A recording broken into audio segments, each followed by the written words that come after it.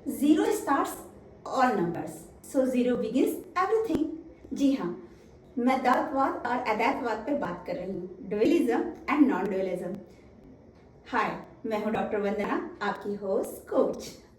आज हम बात करेंगे द्वैतवाद अद्वैतवाद, इंग्लिश में कहते हैं डुअलिज्म एंड नॉन डुअलिज्म।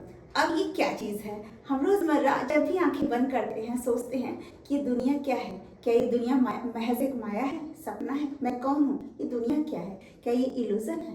तभी आपके मन में ये ख्याल आता है। जी हाँ, इसी को कहते हैं द्वैतवाद अद्वैतवाद। द्वैतवाद जैसे कि हम रोज़मर्रा की ज़िंदगी हमारी ले लीजिए, रोज़ सारी चीज़ें हमें दिखती हैं, रोज़ हम फेस टू फेस लोगों से रूबरू होते हैं, बातें करते हैं और हम अलग, दुनिया अलग, गॉड अलग, हम अलग दिखते हैं। जैसे द्वैतवाद में एक भक्त भगवान की पूजा करता है, वो दो लोगों को मानता है, एक भक्त को और एक भगवान को। अद्वैतवाद जो कि निराकार पर ब्रह्मा की प्राप्ति है, निराकार ब्रह्म को मानने वाले लोग होते हैं, वो अद्वैतवाद।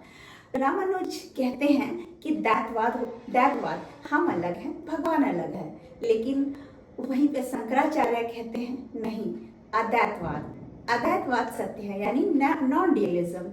हम सब अलग नहीं हैं, ईश्वर अलग नहीं है। हम ब्रह्मास्मि, आपने सुना होगा कि हम ही ब्रह्मा हैं। इसका मतलब पॉजिटिव लीजिए, मतलब कि ईश्वर और भक्त, हम और ईश्वर अलग नहीं हैं, हम सब उस परमात्मा का ही अंश है। और द्वैतवाद कहता है कि अगर हम परमात्मा और हम सब एक है, भगवान एक है, हम भगवान हैं, भगवान हम हैं, तो फिर हम पूजा किसकी करें? तो इसलिए द्वैतवाद जरूरी है। नॉन डुअलिज्म कहता है कि नहीं, अगर हम द्वैतवाद की तरह पूजा करते हैं, मानते हैं कि भगवान हमसे अलग है, तो इस तरह से हमारी दूरी बनेगी, हम भगवान से दूर हो जाएंगे। ठीक आप वैसे ही जैसे पानी के ऊपर आप तैर रहे हैं, तो मतलब द्वैतवाद, मतलब आप अलग हैं, पानी नीचे है। अगर आप पानी के अंदर डूब जाते हैं, पानी के अंदर डूबते हैं, तो मतलब आप पानी हो गए, आप एक हो गए। या यूँ कह लीजिए, रोजमर्रा की स्थिति में हम जब जगे हुए हैं तो हम अलग दिखाई देते हैं, लेकिन जब हम स्वप्न में होते हैं, हम सो जाते हैं, तो खुद से मिलते हैं, मतलब डुअलिज्म। द्वैतवाद और नॉन डुअलिज्म, जब हम पर ब्रह्मा में विलीन हो जाते हैं, हम एक हैं, सो जाते हैं, मानो कि बस हम खुद से ही मिल रहे हैं, उसे कहते हैं नॉन डुअलिज्म। कुछ भी अलग नहीं, ब्रह्मा हमसे अलग नहीं, भगवान हमसे अलग नहीं, हम अलग नहीं, आत्मा और परमात्मा में विलीन हो जाती है। जैसे एक श्लोक भी है, भगवान श्री कृष्ण ने गीता में कहा है, नैनम छिन्दति शस्त्राणि नैनम दहति पावक न चैनम क्लेदयन्त्यापो न सरस्वती मारुतः। अर्थात अगर हमारी आत्मा अजर अमर है, मतलब भगवान का अंश है, तो हम अलग कहाँ से हैं? हमें, हमारी इस आत्मा को ना अग्नि जला सकती है, ना वायु सुखा सकती है, ना जल से गला सकती है, मतलब आत्मा अजर अमर है, अर्थात ईश्वर का ही अंश है। तभी तो ये नश्वर नहीं है, ये परमात्मा की तरह अजर अमर है, मतलब हुआ ना नॉन डुअलिज्म। तो सिंपल सी बात है, शंकराचार्य नॉन डुअलिज्म की बात करते हैं और रामानुज डुअलिज्म की बात करते हैं। अब अंत में आप यही कहेंगे, तो फिर सत्य क्या है?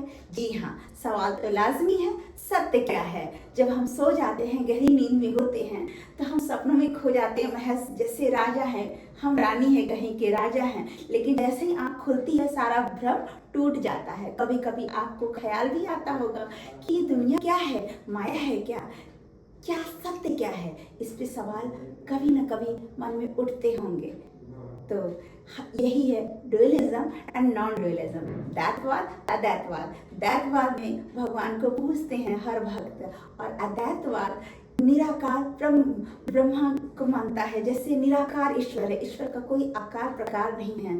मैं ही ब्रह्मा हूँ, मैं ही विष्णु हूँ, मैं ही महादेव हूँ, मैं हूँ, मतलब हर सृष्टि कण कण में भगवान और मैं, सिर्फ हम ही एक ही है, कोई अलग नहीं है, न भगवान अलग है, न भक्त अलग है।